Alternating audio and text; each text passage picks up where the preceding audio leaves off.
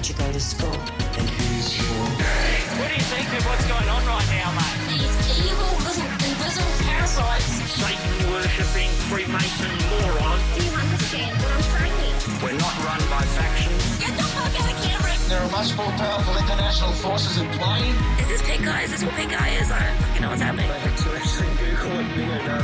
Please go outside and look at the me quickly. It's been crazy, guys, but guess what? It's how it is, mate. Mate, because I want to do you slowly. But I ain't spending any time on it. Welcome to the Conditional Release Program, a podcast that delves into the netherworld of cults, crims and con artists. I'm Jack the Insider, otherwise known as Peter Hoisted for tax purposes. And I'm Joel Hill, and today we have a true crime special. Who killed Ray the Lizard Locksley? Locksley was murdered in 1979. I had presumed, just as everyone had presumed, that his killer was Christopher Dale Rentakill Flannery, but it wasn't. And I am able to prove that he couldn't have been the murderer. So the question is, who did kill Ray Locksley? It's an extraordinary tale of the criminal underworld and of corrupt police in Victoria, with a few corrupt cops from New South Wales just sort of thrown in for good measure. They're very corrupt up there. Yeah, they're never left out of it. And we just want to say to listeners up front, this story contains information about violent crime and sexual offences that remain unprosecuted to this day. Yeah, so if you find that sort of material disturbing or triggering, you may not want to proceed into the episode. And we understand that. It's totally fair enough. I mean, that's fair. Yeah, we sure do. Yeah. It can be gross. Yeah. Much of what we cover today revolves around a few corrupt cops, one of whom was arguably one of the worst sex offenders in Victorian history. So be warned. Yeah. And there is another caveat. The show is free, but it comes at a cost. Yes. A true cost. Yes, indeed. Yes, we spend a lot of time putting this show together, doing intensive research and prep. So if you are willing and able, you can help support the show so we can keep bringing it to you. Yes, please. Just go to www.patreon.com/the Conditional Release Program, and you'll see for as little as $5 a month, you'll have access to premium content, Zoom meetings with Jack and I, and the chance to record the show with us if you give us a whole bunch of money. And of course, if you do that, you can watch me drink delicious tins of CB There's the IPA, there's the MIDI. Mate, I get through them all. And just get sort of more and more tipsy as the show gets on. It's good. Yes. It's high-class tipsy, too. There's another warning for our listeners there, Joel. Later in the show, things might start dissembling a little bit at your end. Usually by Pete, I'm pissed. I'm actually quite pissed. But that's, I don't want to encourage irresponsible drinking. We heard from a patron recently who was one of our lifers. That means a top dollar subscriber. We thank you very much for that. And he told us that he thought our show was great value. He gets the CRP program weekly, the premium behind the wall episode, and he reckons it's cheap at half the price, which is a phrase I've never really understood. Well, why does he just give us twice the money then, huh? Yeah. Yeah, that's right. Well, that's enough begging for us now. We do it every time, but we hope that every time it just chips away at your resolve, because it is on with the show as we delve into the underworld of Australian crime and ask, who killed Ray Locksley?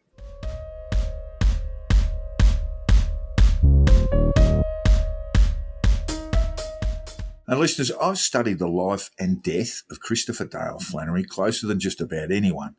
I sat through days and days of his coronial inquest, the longest coronial inquest in New South Wales history, which had run for 5 years. A couple of breaks, but it ran for 5 years. I've interviewed people who knew him, including Roger Rogerson, Graham Henry, police officers good and bad, journalists, investigators.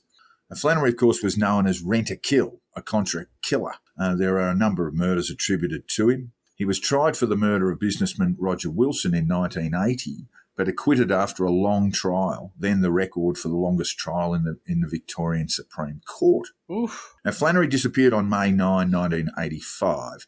His body has never been found. It remains one of the great mysteries of Australian crime. The long-running coronial inquest handed down its findings in 1997 that Flannery had been murdered on or after the day he disappeared by a person or persons unknown. Mysterious. The only other murder Flannery was charged with was that of Raymond Francis the Lizard Locksley, who was found dead in Menai in Sydney's southwest in 1979. Now, Flannery's trial was no-billed in 1985, and Ray Locksley is a forgotten man, a forgotten victim of a forgotten crime. I knew little about Locksley, and for many years I had simply presumed that Flannery had killed him. And I think that's the trick to it. I was doing a show for Foxtel, Tough Nuts, and one of the interview subjects was Ray Mooney. Now, Ray had spent time in prison with Flannery. They became quite close friends. Ray had been convicted for rape, something he's always acknowledged his guilt over. And since that conviction, Ray became a model citizen. He was the first prisoner in Australia to get a university degree. He founded a number of theatre groups, often with former inmates from prison and kids living in, shall we say, cultural poverty as well.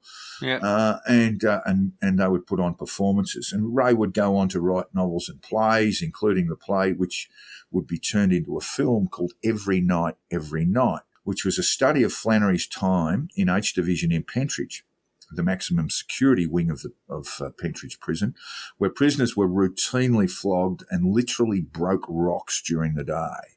This is in the 1970s, people. Flannery famously had gone on strike in the jail. He copped his floggings for that, but ultimately Flannery's strike led to a parliamentary inquiry which saw 3 particularly sadistic prison officers quietly sacked. So Flannery was considered a hero by many inmates, and he was a very, very tough man. Very tough man. When he did the protest, didn't he do something in the nude? He stripped off all his prison garb and walked to the warden's office and said, "That's it, I'm on strike." Here's my dick, I'm on strike. Bang, crash, smash, bang. But that was it. He's going on strike. He was assisted by his brother. Now, Flannery's family history is really interesting. He was assisted by his brother, who was a lawyer at the Trades Hall Council. Yeah, that's right. We've covered all this before, I think. Really interesting stuff. Yeah, so his brother was gave him assistance there. It was his sort of man on the outside. That led to this parliamentary inquiry. Really, conditions in H Division were just appalling. They were probably appalling by 19th century standards. And this had been going on for a very long time. So you can understand how people like Ray, but other perhaps criminal element, people who go on to become a career criminal, would look at Flannery with genuine respect. Yeah, yeah. Now, Ray was a lecturer at Swinburne University in creative writing. I think I've got that right, but certainly was a lecturer, and I'm proud to call him a friend. He's a good bloke. One thing I quickly learned about Ray is there's no bullshit about him. He's unerringly honest, and we didn't hit it off the first time we met. During a pre-interview, Ray asked me about Ray Locksley, and I just said, "Oh, that was one of Flannery's." He said, "You want to do your research?" And then he gave me a bit of a bollocking. It was pretty gentle. And afterwards, he apologised, which I was even more sort of taken aback by. Yeah. But it made me pause, and I started looking into the murder of Ray Locksley. And it became clear that Flannery could not have murdered Ray Locksley. He had no motive, which is understandable if you're a contract killer, but most of all, he had no opportunity. Flannery's alibi at or before the time of the murder of Ray Locksley was rock solid. Okay, yeah. Well, the question is, who did kill Ray Locksley? And we can't really answer that definitively today. No. But one distinct possibility is that Ray Locksley's killing was a blue murder, either committed by corrupt police or at their instruction. Yes. Something that was terrifyingly common back then. Now, listeners, while we tell the story, ask yourself one question. Who better to deflect attention towards than a man with a reputation of a hitman? Yeah, I mean, over a murder. A perfect fall guy. Yeah, perfect fall guy. It goes without saying that when the trial of Chris Flannery fell over in 1985, the murder of Raymond Francis Locksley, a.k.a. the Lizard, I don't know why he got that nickname, by the way, but he was known as the Lizard, remains unsolved. Well, I mean, yeah, let's flesh that out. Who was Ray Locksley? Okay. Locksley had a reputation as a standover man. He was quite a young man. He was dead at 24. Jeez. And the story went that he had come to Melbourne. This is the sort of the official version, the gossip, the police gossip, that he'd come to Melbourne to extort money from Melbourne's illegal brothels. At 24? This is not true, by the way, but that's the way the story went. It's a kind of a half-truth that I had accepted and is generally accepted to this day, that Locksley had come from Sydney to Melbourne to stand over brothels. And I really should have known better, because that would have been a fool's errand. It's a matter of record now that many illegal brothels, in fact, they were all illegal in 1979, but some of those illegal brothels, a large number of them, were subject to police corruption. Yeah. That is to say that a small group of police officers, detectives, were running protection rackets, receiving bribes, and for that money, the brothel owner would get a heads up if the vice squad was on its way, or the detectives themselves would raid other brothels. Okay. Push them Knock out out the of competition. Yeah. The evidence shows that Locksley wasn't standing over brothels. He was employed as a sitter, and that's a term, as a sort of general dog's body and security at a brothel. And he worked at the Embassy Brothel in Ackland Street, St Kilda. Bit of storied history there.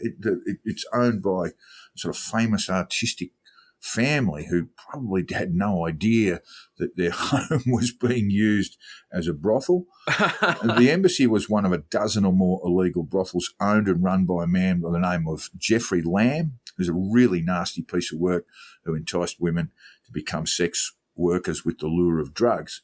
Lamb ran his brothels with impunity because he paid corrupt police to look the other way.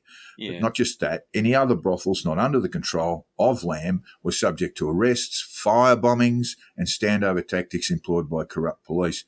When I was growing up, and I would have been in my late teens, I would have been in my late teens, it was like every weekend. You'd pick up the paper on a Monday and there'd been a fire at a brothel. Yeah. There'd been an arson attack. There'd been a fire bombing. There'd been a Molotov cocktail hurled through the windows. It just happened pretty much every week. It's not very It's nice. not normal, by the way. It's not normal behaviour, but it was normal for Melbourne in the late 1970s. And we know about the standover tactics of corrupt police because in 1993, after a long, long investigation, one of those corrupt police, Detective Paul William Higgins, was sentenced to 6 years in jail for conspiracy relating in part to the standover rackets in Melbourne brothels in the 1970s and 80s. Ooh. Now, to give you an idea of who Detective Paul Higgins was, we'll turn to the words of veteran crime writer and associate editor at the Herald Sun, Andrew Rule. In 2018, 2 years after the death of Higgins, Andrew Rule wrote an article in The Hun where he disclosed what many within VicPol knew to be true. Paul Higgins was a serial rapist. Here's an extract. When Lindy was 19 and living in East Melbourne, she answered a knock late one evening to a detective who was dating the woman in the unit next door. Lindy had met him only once, when her neighbour Julie introduced him as her boyfriend. She knew his name, but did not know he was notorious, one of the most violent and corrupt policemen in the land. The detective said his girlfriend wasn't home, hardly surprising, given she was a nightclub waitress, and asked if he could wait at Lindy's unit. It was a deliberate ruse by a cunning predator. The teenager let the detective into her flat. He flashed a huge roll of cash, presumably to impress her. She made him a cup of coffee and attempted small talk. He rewarded her kindness by raping her. And the following day, Lindy, not her real name, raped at 19 years of age, reported the crime to police and was essentially told there was nothing that could be done. Or as Rule wrote in The Hun, After daylight, she went to the nearest police station to report the rape. As soon as she told the officer on duty her attacker's name, he put down his pen and told her to go home and forget about it. No point in taking it further, he warned. It was true. In the Victoria Police of 1978, the rapist, Higgins, was untouchable. Now, Lindy was not Higgins' only victim. It's impossible to say how many victims he had raped, more than a dozen, and Higgins was able to continue raping women because he was a police officer and a protected species. Let's read more about Paul Buck. That was his nickname, Buck. Paul Buck Higgins. Hard, ruthless and cunning, Buck Higgins rose fast and was made a detective very young because he got results. No one cared how. He was soon tied up in systematic corruption that effectively made him a silent partner to a murderous drug dealer running illegal brothels. Apart from brothel protection money, Higgins would extort cash from sex workers. He was the most dangerous of a cell of rogue cops running hot in the crime squads. Higgins and another notorious policeman, unnamed because he is still alive, terrorized and robbed brothel owners and drug dealers while protecting those who paid huge bribes. The fact that Higgins and his partner survived so long suggests that some in the chain of command turned a blind eye. Oh, yeah. After all, the rogues got information as well as money from their pet crooks, notably Jeffrey Lamb and drug dealer Dennis Mr. Death Allen, oldest and baddest of Granny Evil, Kath Pettingill's doomed brood. Yeah, the Pettingill clan. So tell me about Granny Evil. Tell me about Granny Evil. Granny Evil was the title of a book. I think Adrian Tame wrote the book, and it was called Granny Evil, and it was a study of her life and of her children. Dennis Allen was the oldest, known as Mr. Death, because he would invite people around to his home. He had homes, actually, in Stevenson Richmond, and then killed them. That's not very nice. He shot a bloke dead for playing with his hi-fi. What? A be very, dead. very crazy man. He used to take pure amphetamine, and he would be up for 8 or 9 days without sleep. So sleep-deprived, So psychosis everywhere. He had a girlfriend that he chained to a washing machine in a laundry. Oh, my God. He'd take about 12 Valium and then sleep for 2 hours, and then he was back up and at it again. I feel like he should have died.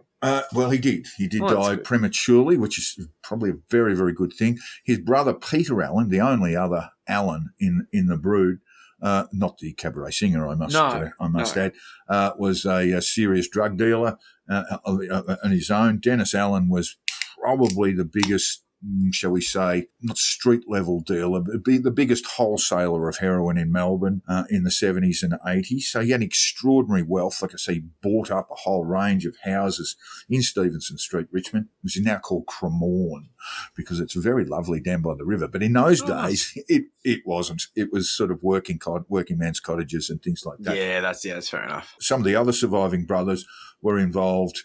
Shall we say, I mean, most of them are dead now, but they were involved in the Wall Street murders, acquitted at trial, but everyone fully accepts that the execution of those 2 young police officers, Tynan and Eyre, was an execution-style killing in retaliation for the death of one of their friends, Graham Jensen, who was shot dead by police while scoping out a bank in the outer eastern suburbs of Melbourne.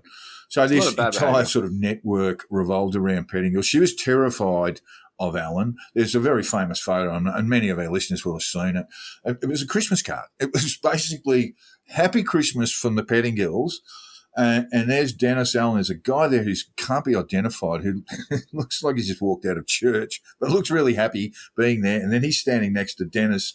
Dennis has got a gun out and he's just pointed it to his mum's head. Oh, yeah. And there's another person on Pettingill. So it's like, Merry Christmas from the Pettingill family. Jesus. Just unbelievable. Kath brought them all up. She was a prostitute. She lost an eye in a knife fight, so she's quite frightening to look at. And they grew up. Certainly, Dennis and Peter grew up in West Heidelberg, Olympic Village, which is a fairly impoverished area of Melbourne to this day, to a degree. They were subject to brutality from their so-called fathers. I mean, like I say, none of them, besides Dennis and Peter, shared a surname, and their deadbeat dads would beat on them. There's one story of one of the Pettingill clan coming home with a bad case of sunburn, and the deadbeat dad had warned him not to get sunburnt. So the punishment was that he would cover his arms, roll sellotape across his arms, sunburnt arms, and then rip the tape off. Charming. So it's no wonder that these people were really, really bad. Yeah, it checks out. I mean, I've just seen some photos of Granny Evil here, and I wouldn't want to. She lives down Venus Bay now in Gippsland, and she retired there, and I believe she's very popular with the locals. So I think she calls the bingo, or she used to. She'd be a fair old age now, but.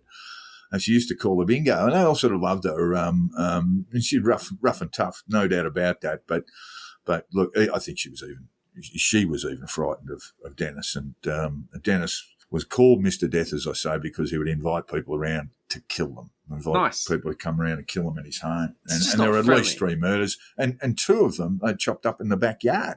Yeah, I guess if you own the next door neighbour's house, then no one can really see it, right? Yeah. Very strange behaviour. Don't endorse this at all. It's terrible. It's likely that some of the bribe money Higgins and his mate collected flowed upwards, at least as far as the then commander, Phil Fat Harry Bennett, subsequently alleged to be corrupt. Oh, yes, he was. Yeah, because, not alleged. Phil Bennett was, very senior copper and bent. Yeah. I mean, was that ever made official, or is it just everyone knows? All posthumous, yeah. Yeah, sweet. Well, look, there were other senior police too, suspected of condoning these sort of harmless raids on friendly brothels to sort of keep up appearances, make sure it looks like the law's being, Looks like they do, yeah. Looks like they're doing their job. Doing their job, yeah. Yeah, it checks out. Andrew Rule didn't name Higgins' mate, but that mate, well, that's because that man was still alive, and Rule wrote his article. The mate was actually Brian the Skull Murphy, very famous name in Melbourne. Shall we say, a long catalogue of colourful police behaviour from Brian Murphy. Murphy died just 2 months ago. He can be named now without threat of defamation. Dead man don't sue. I don't want to say that we're just doing this because he's dead, but we couldn't have done it any other way. And Andrew Rule sort of acknowledges that in the piece, but he's just talking about Higgins and his mate. Yeah. And it was able to get through the legal process and be published. Now, Murphy is dead. And Murphy was a force of nature within VicPol and given extraordinary authority despite his relatively low rank of detective sergeant. He was head of the now defunct consorting squad and into whatever was going on. So if you're in the consorting squad, you're going to the races, you're going to the pub, you're going to where crooks are, where crooks are associating, often because that was an offence. Consorting was an offence. It's no longer an offence because, and quite rightly, because it would lead to corruption. Yeah, okay. So this Brian Murphy, who was a teetotaler, and we'll talk about that in a minute, but was a teetotaler, would spend his life going around every criminal haunt there was. Senior police often excused his many excesses and dodgy behaviour because he provided police with intel on the movement of many of Victoria's most incorrigible criminals. And both he and Higgins were said to be on a grand each a day from Dennis Mr. Death Allen to keep the law from his door. Bargain. Mr. Death, given that name, as I say, because he had the habit of inviting people over to kill him, was a huge heroin trafficker and ultimately became the subject of a police task force, which is very, very strange because they were sitting outside, the task force was sitting outside his home in an abandoned factory.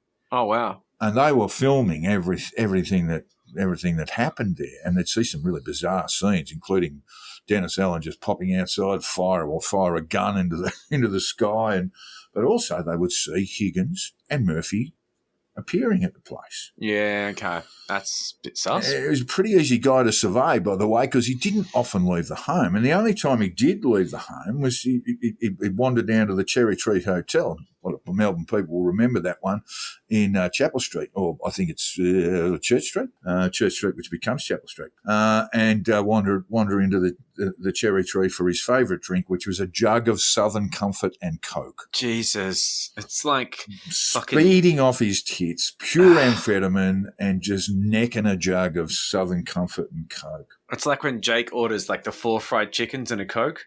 Yes. 4 fried chickens and a Coke. I want a jug of Southern Comfort and Coke. Southern Comfort is such an awful drink, by the way. It's like maple syrup and it's so sweet and sticky. Anyway. It's disgusting. So while he was being watched by one group of police, Higgins and Murphy were seen entering Allen's home on numerous occasions. Lots and of times. is a huge deal because why the fuck are they there? Yeah, the task force are going, what are these guys doing here? Yeah, like this is not meant to be happening, and there's a whole bunch of things they don't know.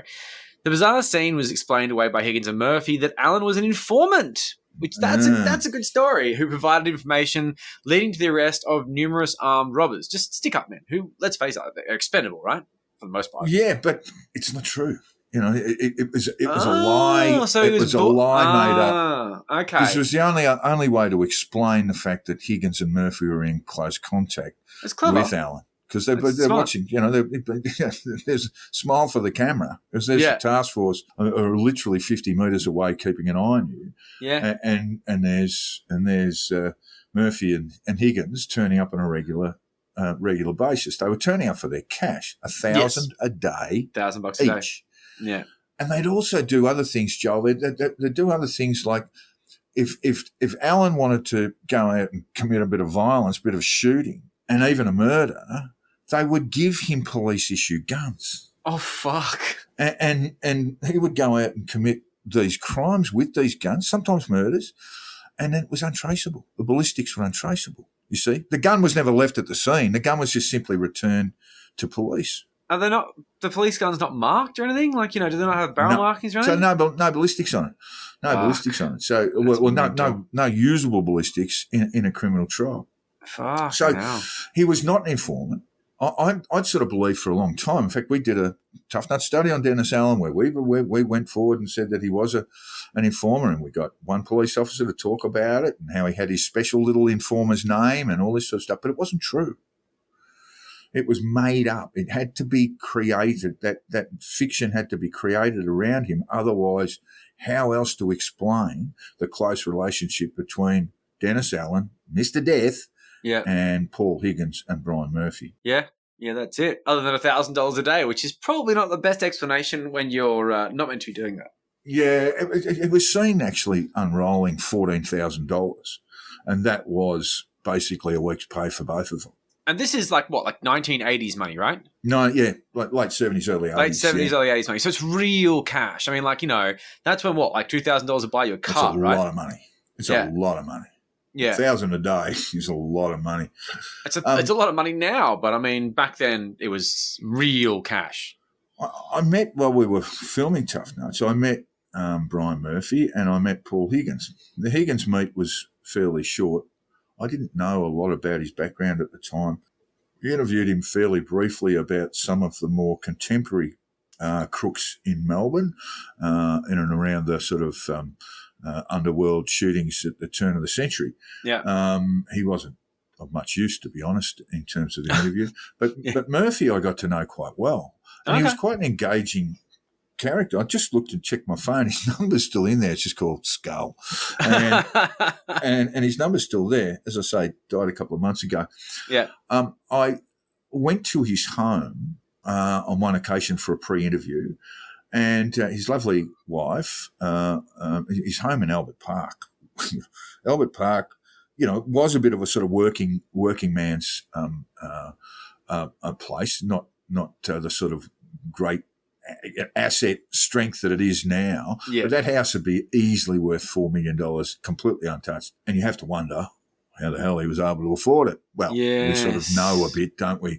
But anyway, he raised, I think, 5 children there with his wife, and she'd shuffle in there with fruitcake and cups of tea. And Murph's phone would just never stop ringing. You just have to sit back and wait for him to stop talking. They were always fairly perfunctory conversation. Yep.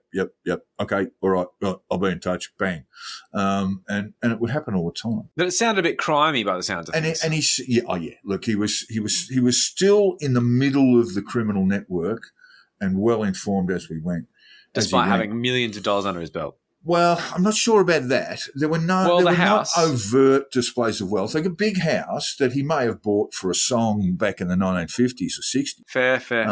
But it was a 2-story house in Albert Park, so it's $4 million and change. Yeah. Just to even think about that now. Yeah. But that's the luck of the draw. He grew up in inner city Melbourne, so that was kind of his life. Yeah. He was given to sort of really outlandish statements all of a sudden. And there's one example, and I think it was the last time I ever spoke to Murphy, and I decided pretty much on the basis of this conversation I'd had enough of him. And I actually approached him. I asked him, this is over the telephone, I said, they got Higgins. He said, was there any sign that they were going to come at you? And he said to me, well, I marched in to the Chief Commissioner's office and I told him, and he had his mates there, and he met assistant commissioners and deputy commissioners and what have you. And I'm not quite sure who it would have been at the time. It may well have been old Mick. I'm just trying to think of his name, who was the chief commissioner at the time. But he walked into their offices and this is what he told me. He almost certainly didn't do this, but he was just telling me this story. He walked out and said, if you come at me, I'll leave your fucking grandkids in a fucking Hessian sack out the front at your front yard. That's not very nice. And I was like, mate, that's one, you didn't say this. And two, who's going to get away with that? They would have had him locked up there and then. Yeah, exactly. Yeah. So I got to know them. I got to know he was an engaging sort of fellow, piercing blue eyes, very light coloured blue, piercing eyes, and really smart, really crafty, really shrewd, but then given to these sort of, what would you call, sort of grandiose sort of statements. He lied to me so many times. Yeah, that's annoying. He lied to me about Ray Mooney. And so as we've discussed, and I don't want to play on this too hard, Ray Mooney's paid his debt for the crime he did. And when you ask Ray Mooney, did you do it? And I have done this. Or did you do it? He says, yes, I did. And I regret it, and I wish I hadn't, but I did. So he's up front. So, and that was the only, as far as I know, the only crime he ever really committed. But because Murphy despised Mooney, Murphy would tell us all these sorts of lies. Oh, he's probably breaking into houses. Actually, I think he played a few games for Collingwood Reserves, Ray Mooney. Very sort of powerfully built, athletic guy. And so, at half time he'd be knocking over houses and all this sort of stuff. So he tried to sort of demonise Ray Mooney to us. And and it wasn't at the time that I wanted this, but afterwards, I went, why is he doing that? Yeah. And what we're going to talk about will tell you why. Yeah, it checks out. Well, let's go up north a bit and get to Rogerson. Yeah. Roger Rogerson, because what's also known here is that he was providing heroin, which was often pinched from evidence rooms in New South Wales, and then sending it down by bus or sometimes by courier on a plane and into the hands of the well-meaning Mr. Death. Yeah. So Alan died yonks ago in 1987. That's how he got a lot of his heroin. Just Rogerson sending him down packets of evidence. Yeah. Fucking dodgy bastard. And it was a great little two-way scheme, because then Rogerson would say to the guys who'd been caught with the heroin in New South Wales, he'd say, you pay me money and I'll make your heroin disappear. Not disappear, but he would replace it with icing sugar or whatever. Okay. And then you just go into, before your trial starts, you have your lawyer ask for a toxicology report. Yep. Get the drugs tested, and they'd find out they're icing sugar. Bang, you're away. You're off. That is just such a great way of being corrupt. Found its way down to Melbourne and into the bloodstream of many Melburnians. With junkies everywhere. So look, it's no surprise when Alan did die in 1987 that it was from his heart collapsing as a result of just casually injecting amphetamines. Pure amphetamine. So years of injecting amphetamines. Pure speed. He would inject pure speed into him, and basically his heart was, as you just said, it just broke up. It just fell apart. Yeah, it just fell apart. Look, I'm impressed that it lasted that long. He was facing a number of charges at the time, including a number of murders. Maybe it was the stress that got him, not the speed. Not really. At the time of his death, or just shortly before his death, he was due to face trial over. It wasn't a murder, but it was probably a drug offence. And look, he found that basically Murphy wasn't much use to him anymore, and Higgins had been rolled. So he wasn't quite sure what to do, and he rang up his lawyer and said, can you see what can be done? He said, well, I don't know if it can be done. So he said, I don't want to go there today. You've got to go there, Dennis. So he just rang through a bomb threat. At the magistrate's court. Classic.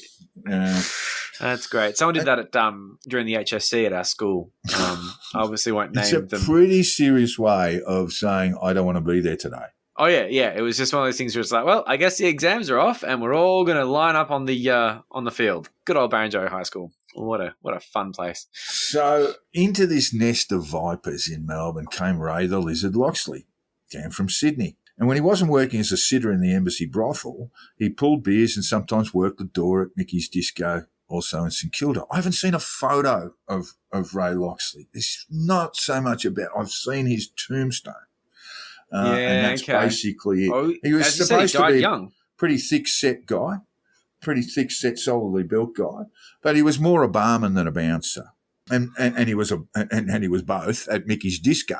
And Mickey's Disco was a den of iniquity, more nightclub than disco, but it was a criminal haunt. Anyone who was anyone in the criminal world would cross the threshold at some point or other. Alphonse Gangitano used to go there. Any crim from that era that you can think of. would cross the threshold at some point or another at Mickey's Disco. Boxer, I remember boxer Barry Michaels telling me about the huge fights that he used to see outside, and these weren't your average nightclub skirmishes. These are hardened guys going hammer and tongs. Yeah, that's it, yeah. Not their first radio. Mick Gatto talks about spending some time there. I mean, anyone you can think of. Yeah. And Chris Flannery, after his release from prison in 1977, had worked as a doorman there. And in 1978, Chris Flannery took out a mortgage on his Aspendale home to take a stake in Mickey's, purchasing 10% of it from the owner, well, sort of joint owner, who was Ron the Fat Man Feeney. I'm guessing that was because he was fat? He was yeah. Long story short, a little bit obese. He didn't look like much of a vicious villain, but he was. This is Feeney. He's known to have stabbed Sydney-based crook Jackie Hodder to death at Waterloo Town Hall in Sydney in 1965. That's Ron Feeney. Jackie Hodder was known to have had a falling out with Len McPherson's gang. Now, Feeney was not charged over that murder. In fact, another crook, Charles Chickarees, took the fall, pleading guilty to manslaughter over Hodder's killing for reasons that remain unexplained to this day. I have no idea why he would have fessed up for that. Perhaps he wanted to go in jail. But certainly it was Feeney who committed that murder, who killed Jackie Hodder. No doubt about that. And Feeney was close to Murphy. So close, in fact, that when Feeney gave evidence in Flannery's trial for the murder of Roger Wilson in 1980, Feeney, under oath, described his relationship with Murphy as his parole officer. Yeah, this is very fruity. So this is like an exchange between Feeney and his lawyer. This is testimony from the Supreme Court trial, yeah. In the court, yeah. So this is Feeney. We had a pretty close association. Actually, Mr. Murphy was appointed as my parole officer for 3 years when I got out of jail in New South Wales. The lawyer goes on to ask, "You say Mr. Murphy was your parole officer?" "Yes." "Was he at that stage in New South Wales?" "No, he was in Victoria." So his honour pipes up and just goes, "A policeman in Victoria?" A policeman in Victoria was your parole officer? Yes, I was released from prison on parole in New South Wales from a work release centre. He had to be contacted once a month during my parole period. It was a 3-year period starting from 1975. There's a lot wrong with that. There's a lot wrong with that. His honour took issue. You can be a police officer or a parole officer, but you can't be both. No. One. And because Feeney had been convicted of offences in New South Wales, that parole officer would have to be in New South Wales. But here, for reasons that no one could explain, and a Supreme Court justice, in fact, that was Justice Vincent, very, very notable justice in Victoria, said, "What? What's going on here? What's going on here? Why is Brian Murphy your parole officer?"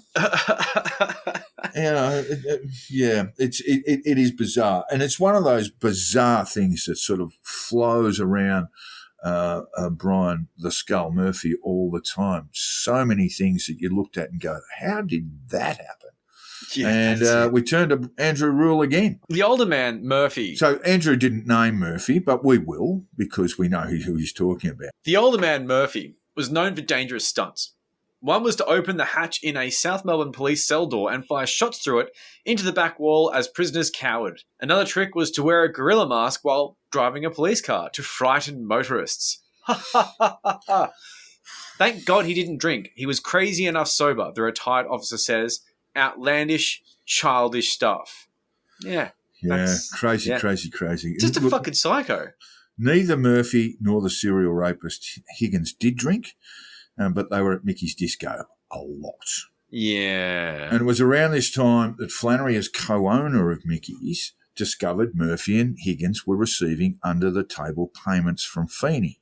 Murphy often described to me that he worked as a doorman at Mickey's, but that was not true.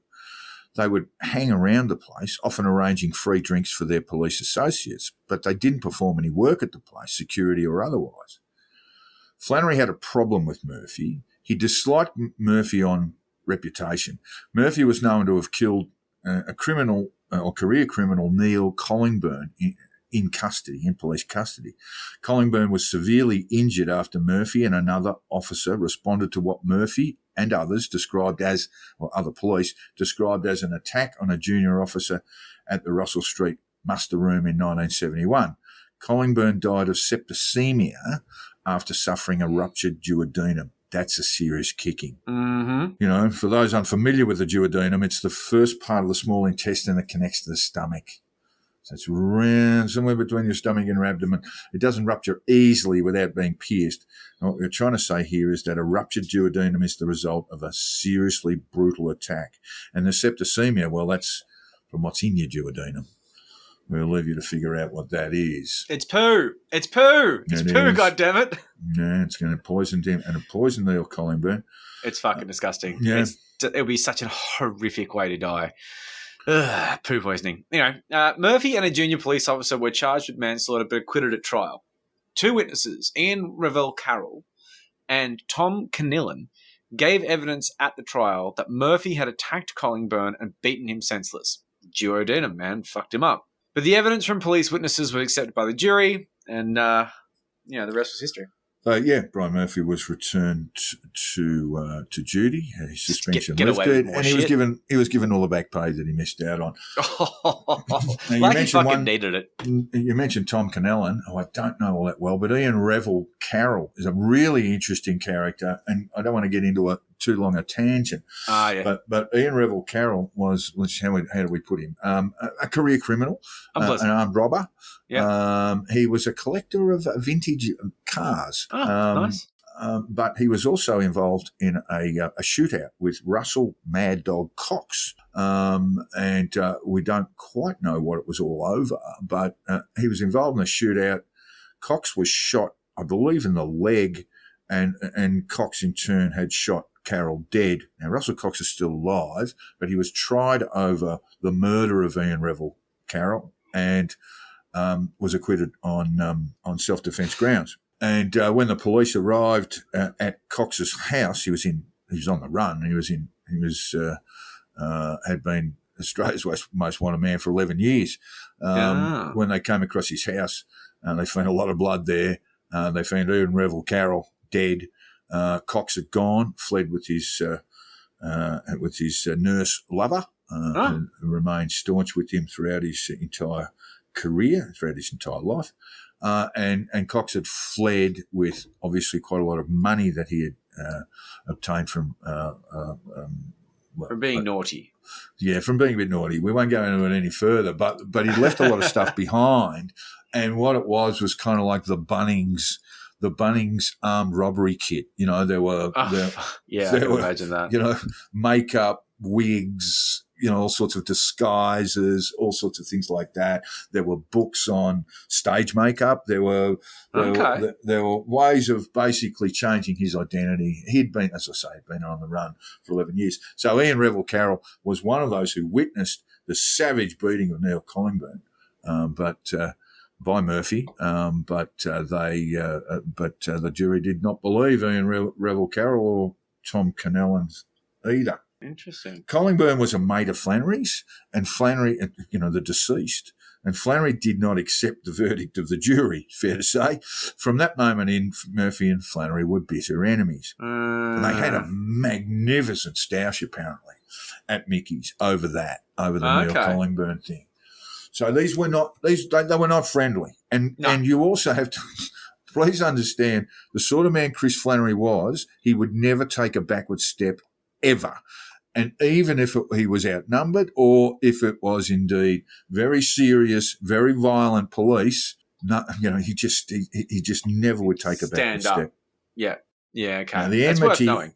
The enmity grew when Flannery discovered Feeney's under-the-table payments to Murphy and Higgins, and he barred them. Again, I kind of like Chris Flannery a lot because he said he fronted Murphy and then he fronted Higgins. He said, "I know what you're doing." They were getting $200 a week to just sit around and do nothing. Yeah. And he said, that's it. No more payments, no more under-the-table payments for you guys. There was an occasion there where a couple of police officers that were with Murphy and Higgins had caused a bit of a ruckus. And Flannery walked up to Murphy and said, "You're going to deal with that?" Yeah, this is your job. And he said, "Don't you tell me what to do." And he said, "This is why are you getting paid?" So Flannery was like I say, almost pathological hatred of coppers. Yeah, okay. And this is really important as we go. Feeney told Flannery at the time that he was playing with fire, but Flannery stuck to his guns, so to speak, Yeah, that's it. barred Murphy and Higgins barred these two corrupt coppers from coming to the place, and no more money. And this arose, we know that this occurred because it arose in testimony in the Wilson murder trial where Flannery and two others were charged with the murder of businessman Roger Wilson in 1980. Uh-huh. And Feeney gave this evidence under cross-examination. So this is like a back and forth between the lawyer and Feeney in the courtroom. So the lawyer starts off, did Mr. Flannery work on the door of Mickey's for some time? And Feeney says, he worked as a barman more than a doorman. Did he on occasions have disagreements with Mr. Murphy? Yes. And you told us Murphy had a hate for Flannery? We had quite a few differences along the way. That's crib speak. That's a euphemism. There were problems. And you believe that Flannery had done things that were harmful to your interests? Yes. And as a result, you ended up going to Russell Street with a story about Flannery and the death of Roger Wilson that was false? Well, that wasn't the only story that I told was false. And there was and he's cut off, maybe so, Mr. Feeney, but did you go to Russell Street and give an account of a conversation that you told the police you had with Flannery, and it was all false? That is right. And you did that after some discussion with Detective Sergeant Murphy? That's right. He wanted you to make allegations against Flannery? Yes, and that's a big deal. Mr. Murphy had some part in the running of this Mickey's Disco? In some type of way, yes. Well, did he have a part in running it? Well, he never really had much to say in the running of it, the paying of the bills, but he had a lot to say in respect of who came to the place. I suggest to you that it went further than that, Mr. Feeney. I suggest to you he was in receipt of income from the place, wasn't he? There had been occasions where there had been a lot of money paid out to police, yes. In particular, about Mr. Murphy. To your knowledge, was he in receipt of income from Mickey's Disco or not? He had received money from there, yes. And without naming people, there were other police detectives like Mr. Murphy who were in a similar position? That's correct. And Flannery took exception to that, didn't he? Yes, him and his wife. And he made it clear to Mr. Murphy that neither he nor other police were welcome at Mickey's Disco, didn't he? That's right. And that's what started the hatred Murphy had for Flannery, was it not? I take it that's what it was. Murphy complained about it, did he not, to you? Yes. Really lays out the whole thing there. Yes, it does. It explains this bitter enmity and how Murphy has responded to it. Now, we're talking about the murder. I just don't want to break away too far and drag people off into another tangent, but we are talking about Flannery being tried for the murder of Roger Wilson, a murder that I believe he did commit. But the more I look at that too, I start wondering about whether he was fitted up. And clearly Murphy has got Feeney in to make allegations about that would support a murder charge in the Roger Wilson business. We're dealing with the Ray Locksley murder. And all of this is the build-up. On May 11, 1979, Ray Locksley, sitter at the embassy, a brothel under the protection of Murphy and Higgins, and a doorman at Mickey's, was shot dead in Menai, southwest Sydney. Yeah. I had always presumed that Locksley had been killed elsewhere, possibly in Melbourne, and his body dumped, but that's not true. He was shot dead in Menai. Yeah, because there's a lot of reasons for that. Yeah, that makes a lot of sense. Locksley's body was discovered the following day at midday on May 12, 1979. A New South Wales forensic officer determined the time of death was approximately midday on May 11, 1979, which was a Friday. Yeah, so the body has been discovered by the forensic officer, well, not discovered, but come across by the forensic officer. It had been reported perhaps elsewhere. So it had been 24 hours. It's really important. So the body was left there around midday on the Friday the 11th, and 24 hours later is when the forensic officer first examined the body of Ray Locksley. Makes it very difficult for him to have been taken from Melbourne. We'll get to that. And then came the first of the verbals. Now, a verbal If you're young, you won't even know what a verbal is. In police parlance, it was the creation of false statements, unsigned statements, either by an alleged perpetrator or it was done by police in a way that would indicate the guilt of, when then would be a sworn signed statement by police that would indicate the guilt of an alleged perpetrator. It's no longer accepted in evidence anywhere in Australia, as far as I know, but it was in those days. Roger Rogerson, for example, in New South Wales, was the king of the verbals, and people go away for 11 or 12 years on verbal confessions that they had not made. And it would be presented, an unsigned statement would be presented. And say, why didn't he sign it? Oh, well, after he gave me the evidence, he didn't want to sign it. So here it is. Mm-hmm. So, in this matter, Ray Locksley's murder became the first of the verbals, a practice common among police in New South Wales and Victoria at the time. The New South Wales Police Detective Sergeant Lyndon Reed interviewed Flannery on May 15. That's 3 days after the body was found, Locksley's body was found, at Flannery's home. 3 days after Locksley's body was found, as I say. I'll do that again, sorry. That's right. New South Wales Police Detective Sergeant Lyndon Reed interviewed Flannery on May 15, 1979 at Flannery's home, 3 days after Locksley's body was found. And Reed's statement reads, "We went to the front door at 48 Laura Street, Aspendale, where we were met by a couple that I now know to be the accused Christopher Dale Flannery and his wife, Mrs. Kathleen May Flannery. The accused said, 'Come in.' We all then entered the lounge room where I said, 'We are investigating the death of Raymond Francis Locksley, whose body was found in bushland south of Sutherland in Sydney last Saturday. He died as a result of a number of gunshot wounds.' Mr. Flannery said, 'Yes, I heard about it.' I said, 'What I would like to do is take you to a police station where I could formally interview you about your knowledge of the deceased.'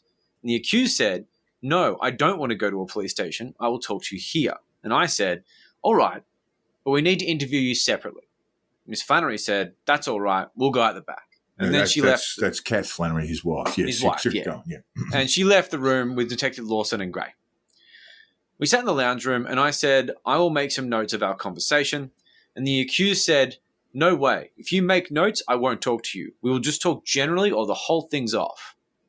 I said to the accused, Flannery, 'Where are you employed?' And he said, 'At Mickey's Disco in St Kilda.' I said, 'How long have you been employed there?' And he said, 'About 3 months.' I said, 'What do you do there?' And he said, 'I'm a barman.' I said, 'Do you work there every day?' And he said, 'I work from 8 p.m. to 3 a.m. every night except Sunday.' And I said, 'Did you know about the deceased Raymond Francis Locksley?' And he said, 'Yes, I met him at Mickey's about 3 months ago.' And I said, 'What do you know him as?' And he said, 'Ray, or the Lizard,' his nickname. I said, 'How did you get your job at Mickey's Disco?' And he said, 'I got it through Ron Feeney. I knew him in Sydney.' I said, 'Whereabouts in Sydney?' And he said, 'From Mickey's Disco in Sydney.' I said, 'Do you know who runs Mickey's Disco in Melbourne?' He said, 'Yes, Ron Feeney, Bill Johnston, and Fred Lapp.' I said, 'When is the last time you saw the deceased Locksley?' And he said, 'Last Thursday at lunchtime.' I said, 'Did Locksley say anything to you about going to Sydney?' And he said, 'He told me around this time he was going to Sydney to get some money. In fact, he even asked me for $3,000 to put in, but I would not be in it. I've never gone in for that sort of thing, and I would not deal in drugs.' I said, 'Do you know a man named David Jones in Sydney?' And he said, 'Yes, Ray has a cousin, Spooks Jones. And Ray often used to talk about Spooks and his mate Steve. I reckon the three of them could be connected with a drug deal, but this is only a guess.' I said, 'What sort of bloke was Locksley?' And he said, 'He used to bullshit a lot about doing hits for heavy crims in Sydney and the Gold Coast. He told me he'd done a hit in the Gold Coast, but I think that was bullshit.' I said, 'Did you go to work last Thursday night at Mickey's Disco?' And he said, 'No, I was sick. I had the flu and didn't go to work. I was home and a playwright came over and stayed till about 1 a.m. and we drove to Mickey's for a drink.' And I said, 'Who else did you see at Mickey's?' And he said, 'Tony was on the door and Jerry Elbows was in the place.' And I said, 'What was the name of the playwright you were with?' And he said, 'I won't tell you that. If it becomes important later on, I'll tell you his name.' And I said, 'Do you know any person who held a grudge against Locksley?' He said, 'No.' And I said, 'Have you ever seen Locksley in possession of a firearm?' And he said, 'No. The only bloke I've seen with a gun is conscurus, and he's got a .22 pistol. A short time later, we left the house, and the defendant said to us, "If I hear anything further, I'll let you know." About 9:30 that night with Detective Lawson, I saw Flannery again at Mickey's Disco at St Kilda, and I said, "Have you remembered or heard anything further that might assist us with this inquiry?" And he said, "No, I only heard it was all a drug deal between Ray, Spooks, and Steve.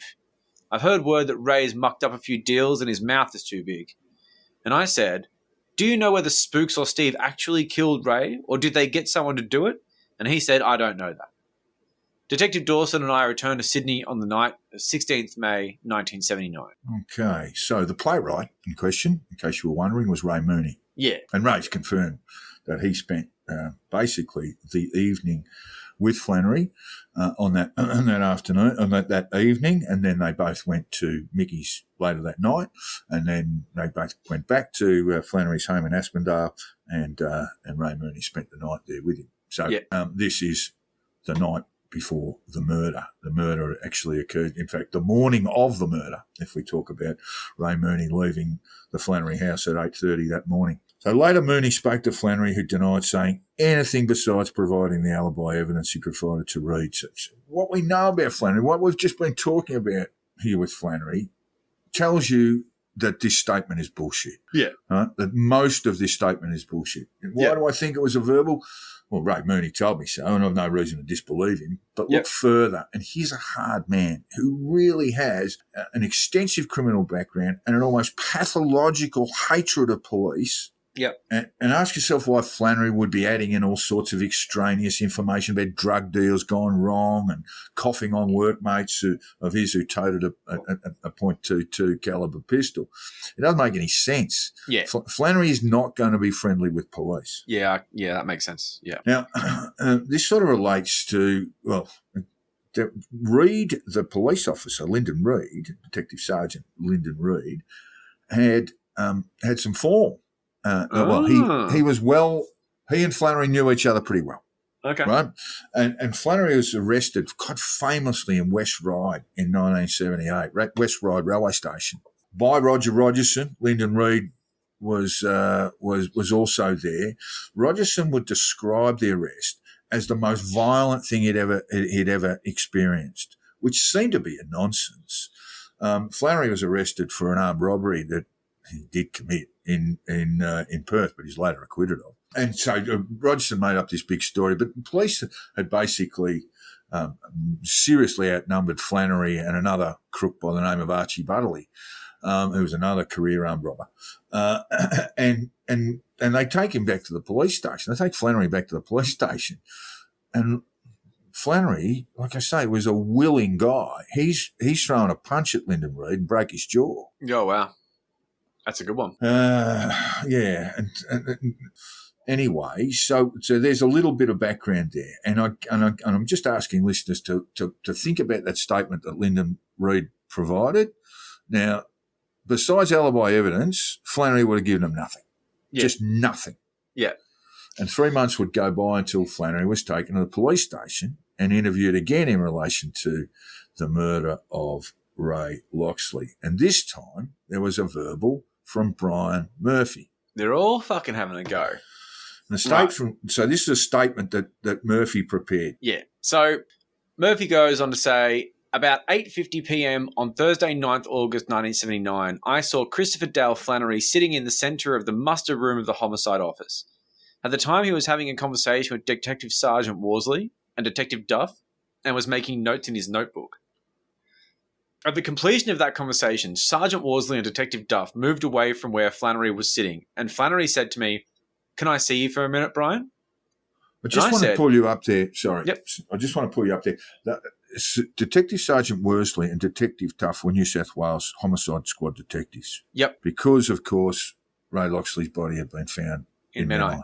Yep, that checks out. So he says, "Can I see you for a minute, Brian?" Flannery, right, we've just gone through this deep enmity between Murphy and Flannery. They hate each other. They hate each other. And he's saying, "Let's have a chat." Can we have a chat, please, Brian? Yeah, so this does sound like bullshit. So I said, being Murphy, "Do you want to talk to me by yourself or with these fellows?" indicating Duff and Worsley. And he said, "Just you and me." It's very convenient. I then sat down with Flannery and he said to me, "What am I going to do?"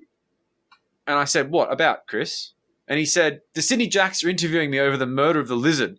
And I said, "What are you going to do about it?" And he said, "I don't want to be charged with murder. I'll wear a manslaughter. What can you do to help me?" Appealing to his enemy. And I said, "I can do nothing, Chris. I'll have a talk to the detectives from New South Wales, but I will tell you this. In this state, if there was a shooting like this, they would charge you with murder first, and it would be up to the Crown Law Department to see what they would do after that." And he said, "Well, what am I going to do?" And I said, "Just hang on a minute. As a result of what you have told me, I've got to tell you this, Chris. Anything that you tell me about this murder may be later given in evidence at a court. Do you understand?" And he said, "Yes." No, he didn't. He fucking didn't. I said, "Do you want to tell me what you did?" And he said, "I don't know what to say. The lizard was hassling the girls at the parlour and he was trying to undermine Feeney." And I said, "If you tell me about it, I'll have to tell the detectives from Sydney." And he said, "That's what I'm afraid of. Do you think Worsley would make a manslaughter if I told him what happened?" And I said, "I don't know. I'll have to talk to him and see what he'll do. I can't make any promises." And he said, "Do your best, Brian. I know that I can trust you." Fuck. I said, "Have they got much on you?" And he said, "I don't know. The one thing I'm worried about is the lizard and I stopped for petrol at a garage on the way up and Ray called a bloke over and introduced me to him. I only hope he can't identify me. I don't think he can because I cover my face a bit." And at that point, Flannery started to cry. And he said, "What the fuck am I going to do about the kids?" And I said, "Look, you're not even charged yet." And he said, "I know what you mean, Brian, but if they pick me out at the garage, I'm fucked." And I said, "I'll have to talk to Worsley and see what he's going to do." At this point of time, Mrs. Kathleen Flannery, the wife of Christopher Dale Flannery, entered the room with a woman named Mrs. Jenny Feeney. And Mrs. Flannery said to her husband, "What are you crying for?" And Flannery said, "Nothing." Miss Flannery said, "What's been going on?" And I said, "We've been talking." Miss Flannery and Mrs. Feeney then spoke to Christopher Dale Flannery and I went and had a conversation with Detective Sergeant Worsley. I then returned to where Chris Flannery was sitting and I said to him, "I've seen Detective Sergeant Worsley and he won't make any decision tonight. Did you tell him that you wanted a solicitor before you speak to him further?" And he said, "Yes. I don't want to tell him too much. I don't know him. All I told him was that I drove him to Sydney and we had an argument." And I said, "Leave it go tonight then, and he will see you with your solicitor tomorrow." As a result of this, I then had a conversation with Detective Sergeant Worsley. Yeah. Bullshit. Okay. So that's the statement of Brian Murphy, the man who despises Flannery, and Flannery in turn despises him. He was crying. Fuck where off. we get the statement, do your best, Brian, that Flannery, that he says this was a man who's prepared to give this evidence in a courtroom. Brian Murphy was just said, "Do your best, Brian. I know that I can trust you." There's a lot going on there. Chris It's Flannery so crying? What? Yeah, I know. This is a man who's been belted, have the living suitcase belted out of him in Ace Division. This is a tough, hard man. This guy doesn't just burst into tears. No. Do your best, Brian. I know I can trust you. Give me a break. The entire statement was cooked up in the mind of Murphy. The witness, the so-called mechanic at a service station, was in Tarcutta, which is one of the towns north of Albury in New South Wales. And the so-called mechanic there has never produced a trial. Never produced a trial. Okay, yeah. Because Flannery wasn't there. Yeah. Flannery was in Melbourne.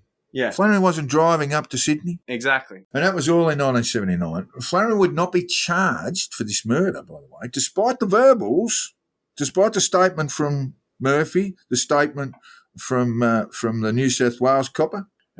Flannery would not be charged for another 3 years. He was arrested famously for this murder, for the murder of Locksley, outside the Victorian Supreme Court after his acquittal for the murder of Roger Wilson. He was arrested by Billy Duff. And the arresting officer, Billy Duff, was, fans of Blue Murder will know as a Roger Rogerson sidekick, who was pushed out of the force for his role in planning the importation of significant amounts of heroin with Rogerson from Thailand via PNG. Good money. Flannery did not testify in his trial for the murder of Ray Locksley, but an unsworn statement was submitted to the jury, and it read, "I would like to start by first telling you I am not guilty of this offence. 3 police said I jumped up in the witness box and said I said certain things to them. They are telling lies and the evidence is false. This whole rotten thing just turned into some kind of nightmare. I'm not guilty of any murder. I didn't kill anyone. And I didn't tell the police that I drove Locksley into Sydney. That is a lie. I don't know who killed Locksley. I believe that I have been intimidated and victimized by the police because of Detective Murphy's lust for money and his association with Mickey's Disco and his personal dislike of me. I believe Detectives Worsley and Duff were recruited by Murphy to support him in this matter. Before I was ever charged, when I was first interviewed by police, just like everyone else that had known Locksley, I told them truthfully about my movements on the 10th and the 11th of May, 1979. I told them how they could check that information and who they could check it with to verify what I was saying was the truth. They didn't even bother to. Later, when it suits them, they turn around and say I had told 2 different detectives a different story. And I never. I had only ever met Mr. Locksley on 12 occasions at Mickey's Disco. He was never a personal friend of mine, he was an acquaintance. I'd met thousands of people at Mickey's Disco, and he was one of those. He had been to my home on a couple of occasions to look at a stereo I was selling. He was just an acquaintance. He was not a friend. And I certainly did not drive him to Sydney, and I certainly did not kill him. I just want to interrupt the statement, Ed. It's a long statement, so perhaps it's good for you to have a breather. I've got a beer here. Don't worry, I'm good. What's missing there? What's missing there? And if we go back to Murphy's verbal, what's missing there is the embassy brothel connection. Flannery has no connection with the embassy brothel. Yeah. Murphy and Higgins, they have a connection. With the embassy brothel. That's interesting. Have a sip of beer. Off we go. This is Chris Flannery in his own words, Joel. We bought into the disco in May 1979 after getting a second mortgage on our home in Aspendale. When we bought into Mickey's, we found that as practice, the cash profits from the door sales for the Friday and Saturday evenings were split up between the 3 owners, that is, the Laps, the Feenies, and us. There were problems at the disco, and from the beginning I clashed with Detective Murphy. He spent a lot of time there, and Feeney was very thick with Detective Murphy. We never hit it off, and he didn't like me. He didn't like me working there, much less ending up a part owner in the place. I'd never met Murphy before I had started working at Mickey's Disco, even though I'd heard a lot about him, which made me dislike and distrust him. Shortly after I started there, we had a pretty bad argument because I had heard things about the death of a man named Neil Collingburn, who died whilst in police custody. I accused Murphy of being involved in this, and he denied it. I didn't believe him. And there was a pretty heated argument. We never liked one another and always distrusted one another. See, the trust comes up a lot, which is interesting from what was said earlier in that statement. Feeney told me he had to pay Murphy and another policeman named Paul Higgins $200 a week to be able to survive at the nightclub. And the crunch came one night when there were a couple of drunken policemen there, blind drunk and hassling the customers. And I said to Murphy, well, you're the police. You come and fix it up. And he said, don't put me in any positions. And I said, what are you getting paid $200 a week for? And he said, try and stop it and you'll find out. I immediately sacked him, called the other policeman Paul Higgins over and sacked him also. And they immediately went running to Feeney, who approached me and told me that I was in over my head and didn't know what I was doing. So I stuck to my guns, and as it turned out, it's the silliest thing I've ever done. Yeah, that can happen. It was only shortly after that my house in Aspendale was raided by the police. I was taken to the homicide squad offices in Russell Street, Melbourne. And I refused to talk to Detectives Worsley and Duff as I told them I wanted to see a solicitor. Detective Murphy did come in later that night, and I asked him what he was doing there, and he said Ron Feeney had sent him. And I said to him, I don't want to talk to you. I've got nothing to say to you, which is much more what Flannery is like. This checks out. Or at least words to that effect. I'm not quite sure. He said, let's put our differences aside. He said, you know the lizard was a lunatic? He said, if you give us the gun, I can get it down to manslaughter for you. And I told him to go and get fucked. And I apologized for the language, but I did. I said I wanted to see a solicitor, but I never saw anyone. Murphy's evidence he's given in evidence is a pack of lies. His suggestion he was not biased against me and that I trusted him is utter nonsense. I'm the one who stopped him getting his $200 a week from Mickey's, and he was also investigated by a Bureau of Criminal Intelligence about the money. Now, I want to tell you about the 10th and 11th of May 1979. On the 10th, I wasn't feeling well as I had the flu. I stayed in bed till about 6 o'clock. I got up. It was raining and cold, and I felt no better. I rang Jerry Elboz, the nominee of Mickey's Disco, at 7 o'clock and told him I wouldn't be in for work. He was pretty annoyed about the whole thing because I hadn't given him much notice, and it was a big deal to him because it was the first night of a new floor show. Later on that evening, a friend of mine, Ray Mooney, a playwright, rang me and asked me if he could come over to discuss some background material for a play he was writing. I didn't really feel like it, but I said okay. He came over, we had a few drinks and a discussion, and at about 12 o'clock, I told him I thought I would go down to Mickey's Disco, even if it was only for half an hour or something, just to give them a bit of support. He asked me if he could come with me, and I said yes. We arrived at Mickey's Disco sometime after 12 o'clock. There were a number of people there that I knew. There was Jerry Elboz, there was his wife Megan. There was also a choreographer for the new show, The Dancers. My brother was there, Ian McLean, and his girlfriend Goldie. It was the first time that I'd met her, and numerous other people that I can't remember the names. We stayed for about an hour or two, and we left and went home. We had a few drinks, and Ray stayed on the couch that night, and I went to bed. He left around 8:30 a.m. Shortly after that, a neighbour came in, a woman named Bev Sexton, as Kathy and her usually do shopping every Friday morning. They didn't this Friday because Kathy was waiting for a dressmaker to arrive, a woman named Gisela Holt. She was doing some sewing for Kathy and taking up the drapes in the lounge room or something. She arrived, she was introduced to Bev Sexton, and then Bev left. She was going to get some stuff from the chemist for my throat. On the Friday, that is the 11th of May, Kathy and the children and I went to my mother's for dinner. We had dinner at my mother's, and then I left for work around 8:30 p.m. I first learned of the Locksley death on Saturday the 12th of May 1979. The following Monday after the Locksley killing, the police came to my home. I didn't know they were coming, but I invited them in. I understood they were interviewing anyone who thought may have known Locksley, and I told the police what I've just told you. I explained my movements on the night of May 10th, 1979. I gave the police the names of the people they could check with to verify that I was at the disco that night, and they never checked. The police spoke to Kathy and I separately, and I wasn't worried about being questioned. I had nothing to hide whatsoever. There and then, the police could easily have found a number of people that were at the disco on Thursday night that could verify that I had been there. Yeah.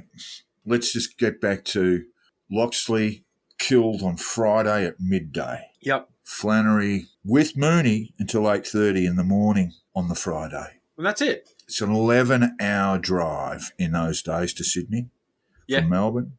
I just want to remind our listeners about that. And and on top of that, up till about 2 o'clock in the morning, 10 hours before Ray Locksley was murdered, an estimated time around midday, Flannery was in the company of literally hundreds of people. Yeah, exactly. At a busy, busy nightclub. And well known, too.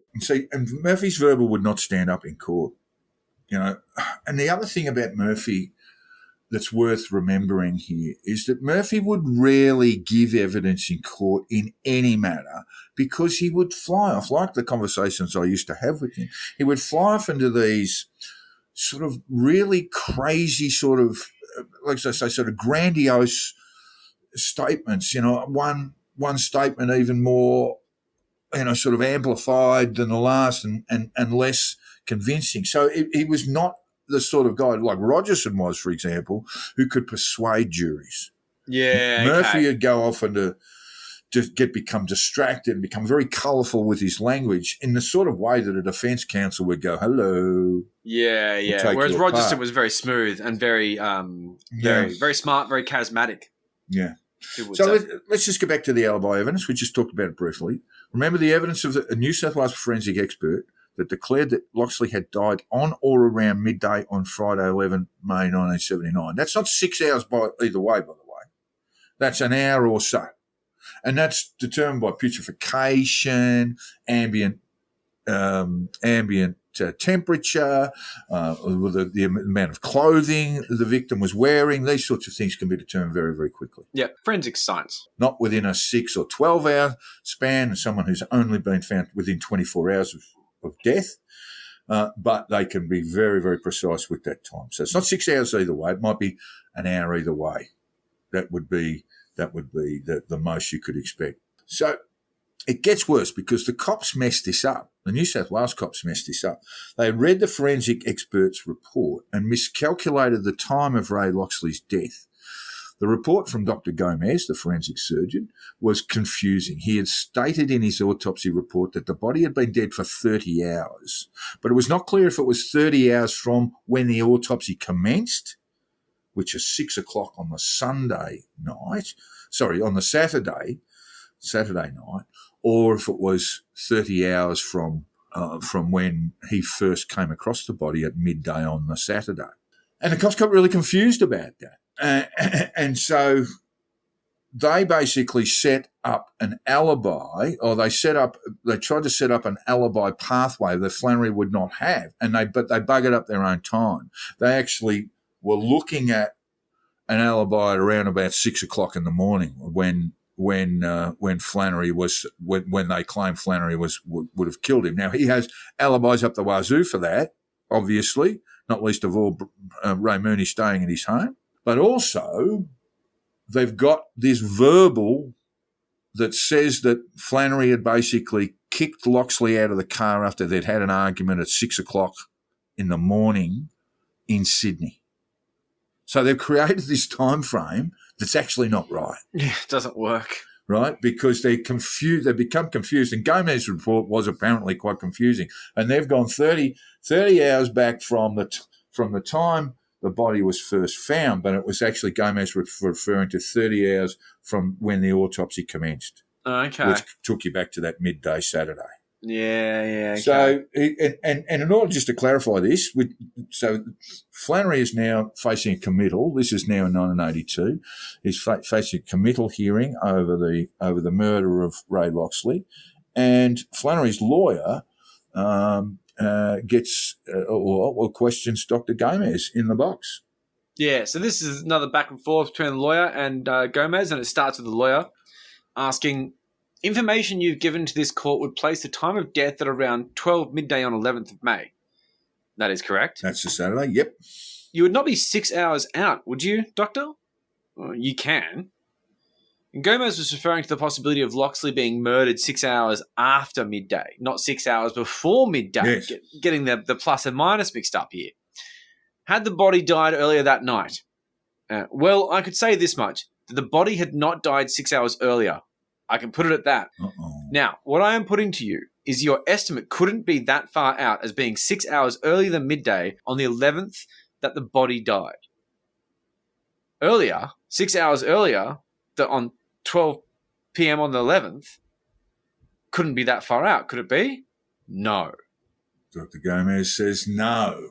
Ouch. So the cops took it to mean 30 hours from the first sight of evidence. Mm-hmm. And concluded the time of death at 6 a.m. on May 11, wrongly. Mm-hmm. Their verbals, including one from Murphy, and had Flannery and Locksley in a car where Flannery was driving, and said he worried that Locksley was going crazy and ordered him out of the car on the fringes of suburban Sydney at or around 6 o'clock on May 11. Remember, it was a 10-hour drive minimum from Melbourne to Sydney in those days. And if the murder had happened at midday, Flannery would have had to have driven up to Sydney with Locksley in the car at around 1 o'clock in the morning of May 11, 1979. And we know he didn't because he's got this alibi evidence. That's and right. At that precise time, he was at Mickey's with literally hundreds of witnesses. He went on to say that he returned home from Mickey's with Ray Mooney and that Ray had spent the night sleeping on the couch at Flannery's home, leaving at 8:30 in the morning. The Crown could contend with one alibi witness, but not hundreds. Yeah. This led to an embarrassing back down from Dr. Gomez, who, after a huddle with prosecutors and police, came up with a time of death 48 hours earlier to that evidence he had given at the committal. So the committal proceeds forward to trial, and then Dr. Gomez changes his evidence. That's piss weak. Either way, it didn't add up. And Flannery had a long list of alibi witnesses who confirmed his appearance at Mickey's at midnight or thereafter on 10 May 1979 and remained at the club until 1 or 2 in the morning, according to Ray Mooney. The power of verbals was such that even with strong alibi evidence, the jury could not reach a verdict and a retrial was ordered. So we had Gomez being cross-examined about the authenticity of his evidence, and it fell over. It really just did fall over. We had Murphy wasn't introduced to give evidence, although his verbal was administered as evidence. Worsley gave evidence in the trial. The whole thing, it should not have proceeded beyond committal. Yeah, and certainly he should have been found not guilty at trial. Flannery should have been found not guilty at trial. And many in the legal fraternity in New South Wales viewed the non-verdict because basically there was a hung jury. Okay. He should have been acquitted, but there was a hung jury. based on the power of verbals. That's pretty crazy because it's clearly bullshit. I know. Many in the legal fraternity, and confusing bullshit. It's all over the place. Many in the legal fraternity in New South Wales viewed the non-verdict with alarm. By this stage, Flannery had become a notorious figure. So this is 1982. He's rentakill. Yeah. And the jury seemed to lapse on the side of his notoriety rather than examine the facts. Yeah, okay. I can picture that. So, hung jury, retrial ordered, and no one could really understand why the retrial would go, why that should proceed, but they persisted with it. And Flannery's legal counsel at the time, led by a very famous name, Joel, Virginia Bell. Yes.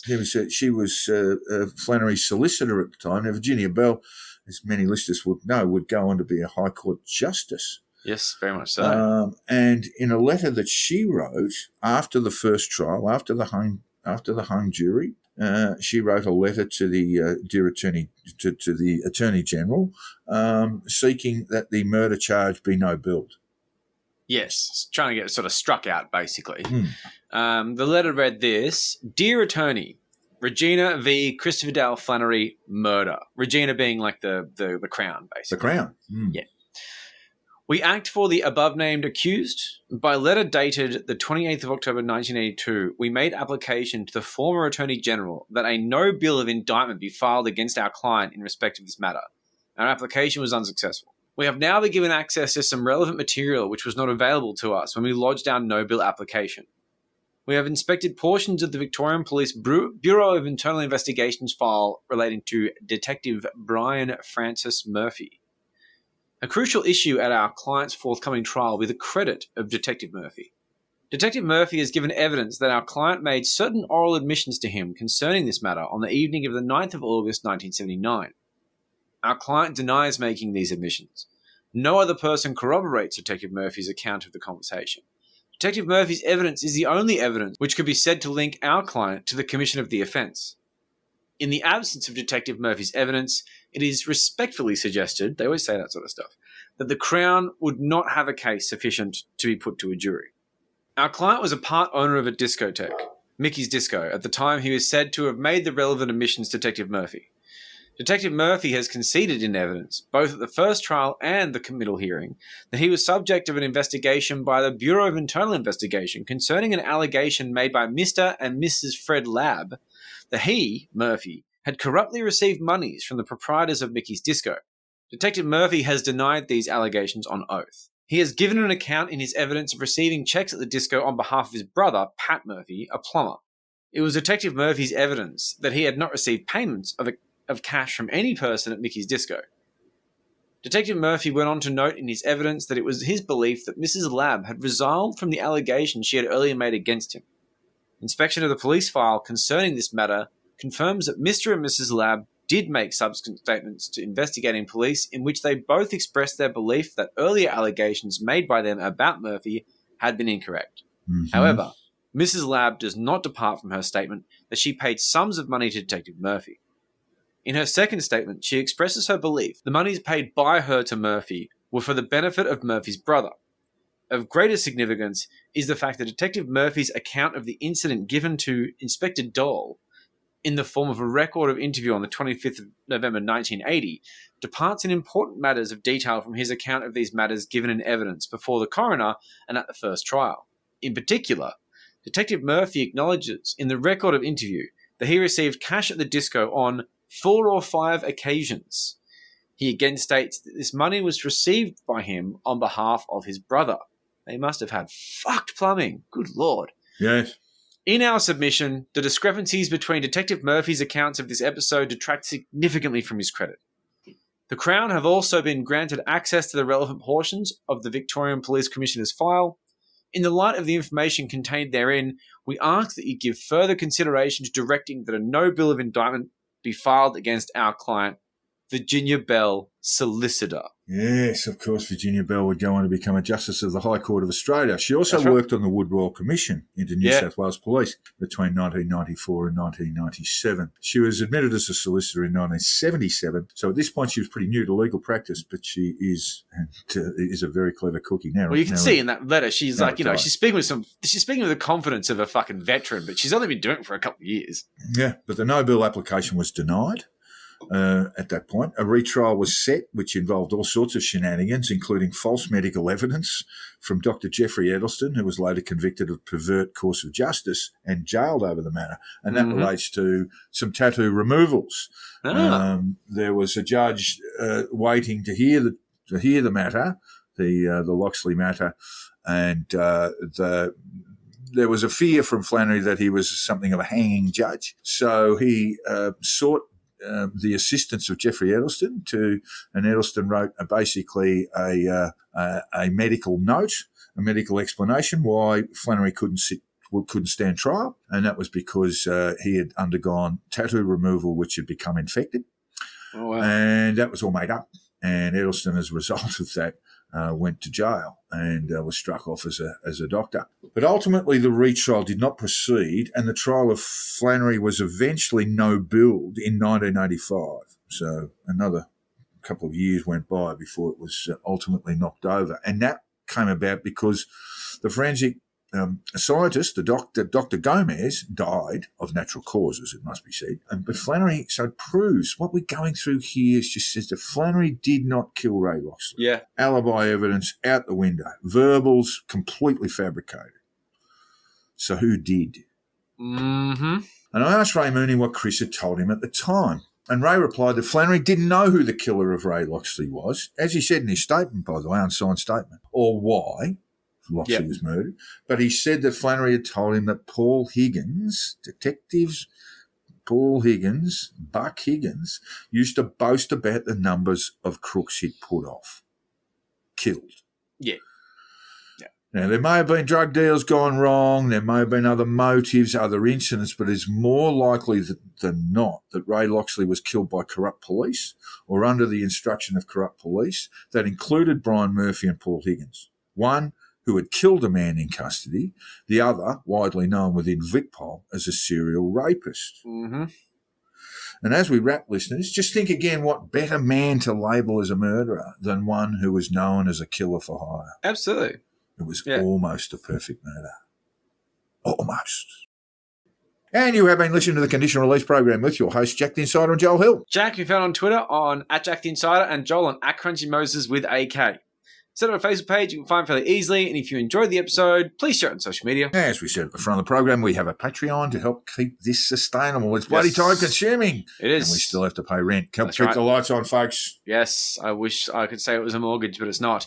For as little as $5 a month, you'll have access to all sorts of bonus content, including a weekly premium episode, and we try and make it worth your while with look, this week has been a nice little week off Cookers.